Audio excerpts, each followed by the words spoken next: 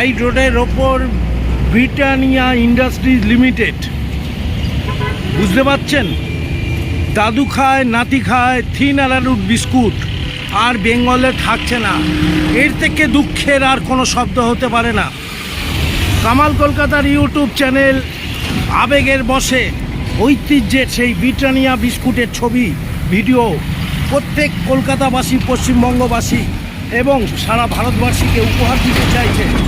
কেন বন্ধ হলো, কী জন্যে বন্ধ হলো, সেটা না জানলেও আশেপাশের মানুষরা কি বলতে চাইছে সেটা নিয়ে আপনাদের সাথে কথা বলবো। কামাল কলকাতার ইউটিউব চ্যানেলটা দেখতে থাকুন। ওয়েলকাম টু কামাল কলকাতার ইউটিউব চ্যানেল। সারা বেহালা জুড়ে যে ছেলেটি কাজ করছে, আজ একটা বিশেষ সূত্র ধরে আবেগের বশে এই চ্যানেলের এই ভিডিওটা তুলতে হচ্ছে। এই ভিডিওগুলো কিন্তু আমি তুলি না, কিন্তু এর পিছনে একটা ঐতিহ্য রয়েছে। দাদু খায়, নাতি খায় থিন অ্যারারুট বিস্কুট। আমরা এই গন্ধ শুকে আমরা সামনের মিন্টের কোয়ার্টারে ফুটবল খেলতে আসতাম 80-র দশকে। অজন্তা গভর্নমেন্ট কোয়ার্টারে বিকেলে বসে আমরা সেই ব্রিটানিয়ার সুগন্ধটা পেতাম। যারা মহেশতলা জিঞ্জিরা বাজারে থাকতেন তারাও গন্ধ পেত। তালাতলা, আলিপুর প্রত্যেকটা জায়গায় ব্রিটানিয়ার গন্ধ। ব্রিটানিয়া মার্কেটিং শুরু করেছিল 110 বছর আগে। ব্রিটেন কথাটা থেকে ব্রিটানিয়া শুরু। ভারতবর্ষে প্রথম শুরু হয় বোম্বেতে, তারপর যখন এখানে শুরু হয় সেই তালাতলা হাই রোডের ওপর মাঝের হাটে, সেই ব্রিটানিয়া আমাদের কাছে একটা অন্তরঙ্গ, বড় লীন। বঙ্গজীবনের অঙ্গের মতো ব্রিটানিয়া খুব কাছে। দাদু খাচ্ছে, নাতি খাচ্ছে, ফুটবল বিশ্বকাপ দেখতে যাচ্ছ, ক্রিকেট দেখতে যাচ্ছ, সব ব্রিটানিয়া খাও, বিশ্বকাপ দেখো। সেই ছবি আজকে দেখাতে এসেছি। দেখি এখানে কর্তৃপক্ষরা নেই, কিন্তু যারা অস্থায়ী আছে, যারা স্থায়ী আছে, চাকরি করতেন, তারা কি বলেন, বন্ধ হয়ে যাচ্ছে। দুঃখের থেকে বেশি কিছু নেই, ভাষা আসছে না। কামাল কলকাতার ইউটিউব চ্যানেলটা প্রত্যেকটা বাচ্চাদেরকে দেখান, পরিবারের সাথে দেখুন, সাবস্ক্রাইব করে দেখুন, লাইক কমেন্টস করে বেশি বেশি শেয়ার করুন। সারা ভারতবর্ষ, আমেরিকা, বাংলাদেশে কেন বন্ধ হলো এর একটা যোগ্য উত্তর চাই। তাই তো কামালদা চলে এসছে, কামাল করা একটা ছোট্ট ভিডিও আপনাদেরকে উপহার দেব। ভালো থাকুন, সবাই সুস্থ থাকুন, সাবস্ক্রাইব করে দেখতে থাকুন। জয় খাস্তা। দাদা, আপনি কি অস্থায়ী হিসাবে এখানে কাজ করতেন নাকি? না, আমরা পার্মানেন্ট শ্রমিক। পার্মানেন্ট? এইটা কারণটা যদি একটু বলেন। কারণটা হচ্ছে গত নভেম্বর মাসে, গত বছর নভেম্বর মাস থেকে আমাদের মোটামুটি ভিআরএস প্রোগ্রাম নিয়ে আমরা ম্যানেজমেন্ট আমাদেরকে প্রস্তাব দেয়। এই প্রস্তাব দেওয়ার পরে ধাপে ধাপে 3 ধাপে মূলত এই আজকের ভিআরএস কমপ্লিট করেছি।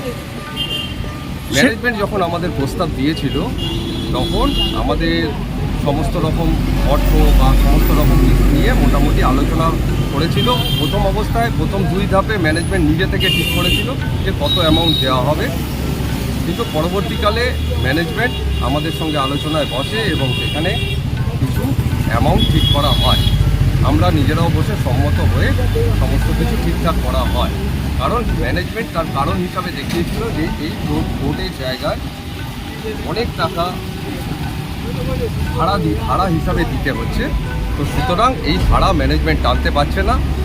মানে ম্যানেজমেন্টের কিছু অবাস্তব যুক্তি আমাদের কাছে তুলে ধরে। তার উত্তরে আমরা বলেছিলাম যে এখানে যদি প্রোডাকশান ইউনিট এবং রিজিওনাল অফিস দুটোই রয়েছে, তো সেখান থেকে দাঁড়িয়ে আপনারা প্রোডাকশান যদি বন্ধ করে দেন, ভাড়ার অ্যামাউন্ট তো ইনিশিয়ালি আরও বেড়ে যায়, তো সেখান থেকে দাঁড়িয়ে আপনারা প্রোডাকশানটাকে ধীরে ধীরে অফ করছেন কেন? কোম্পানি আমাদের তখন উত্তর দিয়েছিল, আমাদের factory manager mister Rana Roy and আমাদের regional HR manager mister Prakash Pandey আমাদের উত্তর দিয়েছিল যে ধীরে ধীরে কোম্পানি সাসপেনশন অফ প্রোডাকশানের দিকে যাচ্ছে, সুতরাং এই কোম্পানিকে আমাদের বন্ধ করতে হবে। হায়ার ম্যানেজমেন্ট অর্থাৎ এখানে MD লেভেল বা ম্যানেজিং ডাইরেক্টর লেভেল থেকে আমাদের নির্দেশ দেওয়া হয়েছে যে এই ফ্যাক্টরিকে প্রোডাকশান অফ করা হবে। পরবর্তীকালে দেখুন, আমরা আলোচনায় বসি এবং আমাদেরকে বিভিন্ন রকম ভয় দেখানো হয়। ভয় মানে কি? চাকরিগত ভয়। চাকরিগত ভয় অর্থাৎ পরবর্তীকালে সাসপেনশন অফ প্রোডাকশান যদি হয়ে যায়, আমরা নো ওয়ার্ক নো পে করে দেবো। ঠিক আছে, সেটা যদিও আইনের বিরুদ্ধে, তথাপি তারা সেটা বলে যে নো ওয়ার্ক নো পে করে দেবো। এরপর তোমরা বিভিন্ন জায়গায় দৌড়বে, দরকার করলে আমরা পশ্চিমবাংলা কেন বিভিন্ন কোম্পানিতে দেখেছি যে কোনো জায়গায় সাসপেনশন অফ প্রোডাকশনের পরে তারা সাসপেনশন অফ ওয়ার্কের নোটিশ ঝুলিয়ে দেয় গেটে। তা আমরা সেখানে চিন্তিত ছিলাম যে আমাদের ভবিষ্যৎ কী হবে, আমাদের ফিউচারে কী হবে। ঠিক এই কারণেই আমরা কিন্তু আলোচনা করি এবং আলোচনা করে একটা সুস্থ জায়গায় আসার চেষ্টা করি, এবং সেখানেও বেশ কিছুটা সন্তোষজনক পরিস্থিতিতে ছিলাম আমরা। কিন্তু সেখানেও কিছু বাদ সেধেছে। ম্যানেজমেন্ট আমাদের সাথে যে চুক্তি করেছিল টাকা দেওয়া, সেই টাকা কিন্তু সম্পূর্ণরূপে ম্যানেজমেন্ট আমাদেরকে দেয়নি। কেন? আমরা আমাদের এই ভেতরের কোম্পানিতে কোঅপারেটিভ একটা সংস্থা আছে, সেই কোঅপারেটিভে আমাদের বিভিন্ন লোকের লোনও আছে বা কারোর লোন নেই, তার টাকা জমা রয়েছে। তো কোম্পানি সেই বাবদ আমাদের থেকে বলছে ERCS অর্থাৎ কোঅপারেটিভের যে হেড সংস্থা পশ্চিমবাংলায়, সেই ERCS থেকে আমাদের কাছে লেটার এসেছে, এবং লেটার আসার পরে আমরা এই টাকাটা আপনাদের কাছ থেকে কাটতে বাধ্য। সাধারণ আলোচনা ব্যাখ্যা সাধারণ মানুষদের মধ্যে জাগরণ তুলবে নিশ্চয়ই। সবাই একটু সোচ্চার হন। এই সব বন্ধুদের জন্য 400 থেকে 500 কর্মী, তাদের ইন্টু ছেলে মেয়ে বউ সব মিলিয়ে আপনার 2000 মানুষ কর্মহীন হয়ে গেল। কি তারা খাবে, কিভাবে স্ট্যাটাস চালাবে? বেঙ্গল এগিয়ে নাকি পিছিয়ে? এরা আপনারাই বলুন। এই 500 ইন্টু 4টে করে মেম্বার ফ্যামিলি থাকলে এরা বাঁচবে কি করে? এরা কি আগামী দিনে অন্য পথ ধরার চেষ্টা করবে, নাকি এইভাবে কেউ আত্মহত্যার পথ বেছে নেবে? বলতে বাধ্য হচ্ছি, এত বড় একটা কোম্পানি যেটা বিশ্বাস করে এরা কাজ করছিল করোনার সময় এবং অন্যান্য দিনে দিন রাত এক করে নিজের ছেলে মেয়ের মতো ভালোবাসতো, সেই ব্রিটানিয়া কোম্পানি সত্যি আজ আমাদের মধ্যে থাকছে না। বেহালার আলিপুরে এবং মাঝেরহাট হাইড রোডে এই ঠিকানায় ব্রিটানিয়া কিন্তু এক অন্যান্য নজির সৃষ্টি করলো 2024 সালে। যে নজিরটা হলো কালো মেঘের ছায়া দেখা যাচ্ছে। এই গরমের মধ্যেও কামালদা চলে এসছে হাইড রোডে একটা অভিনব ভিডিও তুলতে। যে ভিডিওটা কামালদার ভিডিওতে আসে না, নাচ গান খেলাধুলা নিয়ে করতে থাকে, কিন্তু কিছু মানুষের কথা তুলে ধরার জন্য হাইড রোডে উপস্থিত। আমাদের মনের মধ্যে রয়েছে এই ব্রিটানিয়া কোম্পানি। সবাই লাইক করুন, সবাইকে বেশি বেশি শেয়ার করে কমেন্টসে লিখতে থাকুন। সত্যি কি এইটা ঠিক হলো? বাংলার রায় আপনাদের হাতেই তুলে ধরলাম। কোম্পানি সত্যি আমাদের কাছে গর্বের ছিল, আমাদের কাছে আদরের ছিল, আমাদের কাছে ঐতিহ্য। 100+ বয়স এই ব্রিটানিয়া কোম্পানি বন্ধ। সত্যি খারাপ লাগছে। বেহালার তারাতলার জংশন হাইড রোড, ওই যে তারাতলার দেখা যায়, জাস্ট 2 মিনিট হাঁটলেই দেখুন ওই বাস চলছে, সেখান থেকে ব্রিটানিয়া কোম্পানি হেঁটে আসা যেত। ডক এখান থেকে 2-3 কিলোমিটারের মধ্যে পেয়ে যেতেন। ব্রিটানিয়া কোম্পানির ইতিহাস আপনারা সবাই জানেন। কত বড় এরিয়া নিয়ে আবেগের ব্রিটানিয়া, দাদু খায় নাতি খায় থিন অ্যারারুট বিস্কুট, সেই ব্রিটানিয়া বন্ধ হয়ে গেল। জানি না আজকের ভিতরে অস্থায়ীদের নিয়ে মিটিং হচ্ছে। টোটাল 500 থেকে 600 জনকে মিটিংয়ের মারফত VRS-এর মারফত টাকা দিয়ে তারা কিছুটা সামাল দিচ্ছে। প্রোডাকশান বন্ধ করছে, নাকি লাভ হচ্ছে না।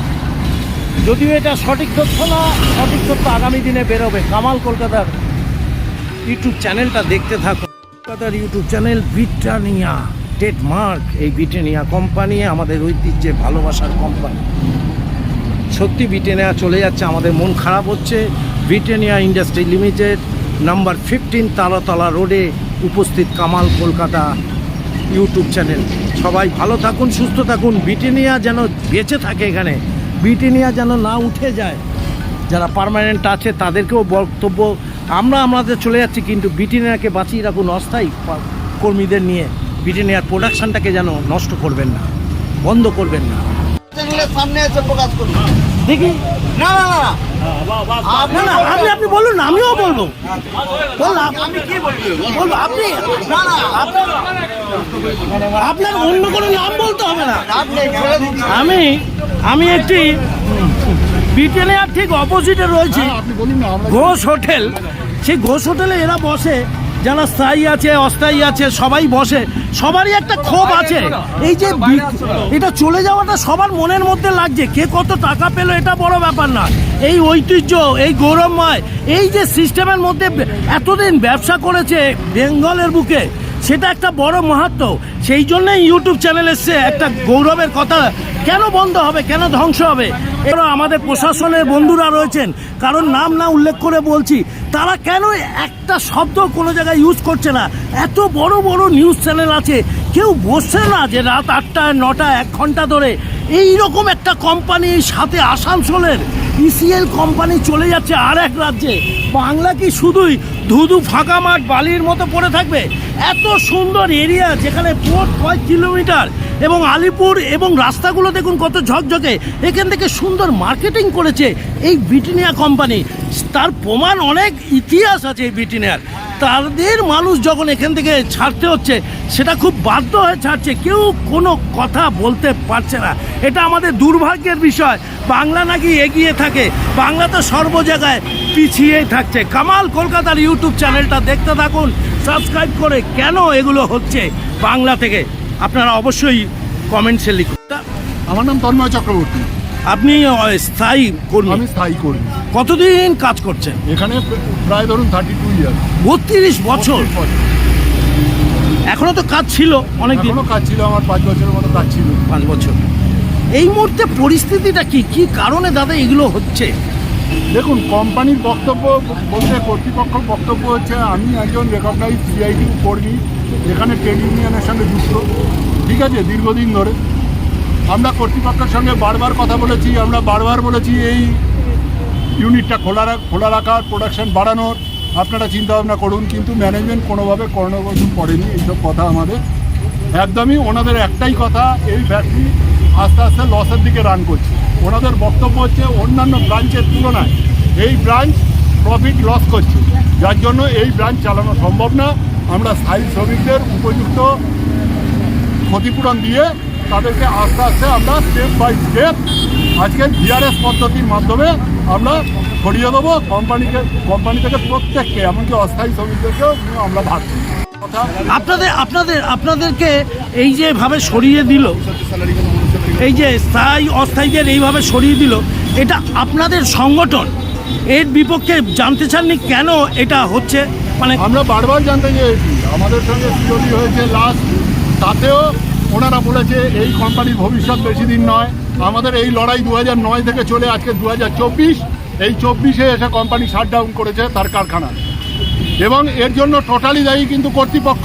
আমাদের ইউনিয়নের তরফ থেকে কোনো রকম আমরা কোনোদিনও ব্যাঘাত করিনি। আচ্ছা, বরঞ্চ টোটাল সিওডি যতগুলো পার্ট হয়েছে আমরা শ্রমিকরা দায়িত্ব নিয়ে নিজেদের কাঁধে অতিরিক্ত শ্রম নিয়ে এই কোম্পানি যাতে বাস্তবায়িত দিক থেকে চলমান থাকে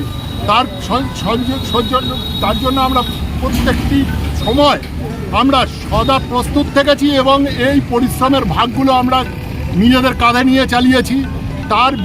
তার বিপক্ষে ম্যানেজমেন্ট আমাদেরকে হয়তো উচিত পারিশ্রমিকও দিতে চাইনি, সেগুলোও আমরা মেনে নিয়েছি যাতে কোম্পানিটা খোলা থাকে।